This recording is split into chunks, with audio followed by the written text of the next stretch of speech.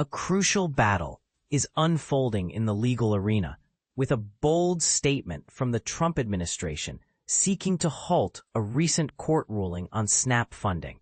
This move has sparked controversy and raised important questions about the future of these vital nutrition programs. A fight for food security. In a dramatic turn of events, a group of local governments and nonprofits are standing firm, urging an appeals court to uphold an order that the Trump administration fully fund November's SNAP benefits. The administration, however, has a different plan, requesting an emergency stay from the First U.S. Circuit Court of Appeals, arguing that they need to preserve funds for child nutrition programs known as WIC.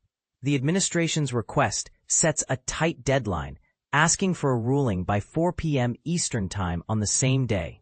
The core issue here is whether a federal judge has the authority to compel the government to use $4 billion from a specific section of the Agricultural Adjustment Act Amendment of 1935 to fund SNAP benefits.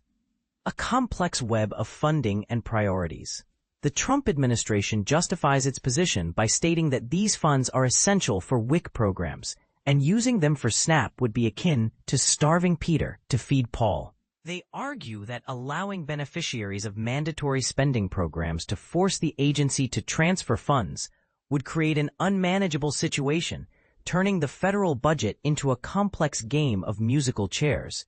In response, the groups that initiated the lawsuit push back, asserting that the government's claim of irreparable injury is unsupported. They highlight the remaining $23 billion in funds, arguing that this is more than sufficient to cover both WIC and SNAP, which typically require $3 billion and $8.5 billion per month, respectively. A tense courtroom drama.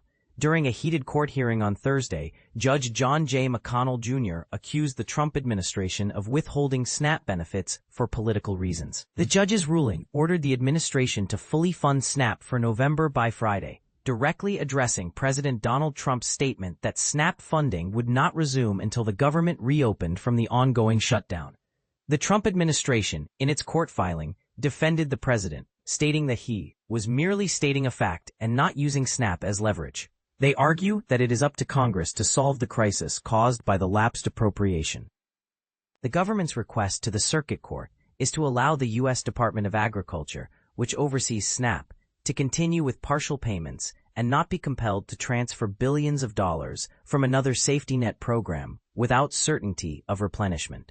Judge McConnell, in a powerful statement, denied the government's request for a stay, emphasizing the unacceptable nature of further delays in payments to those in need.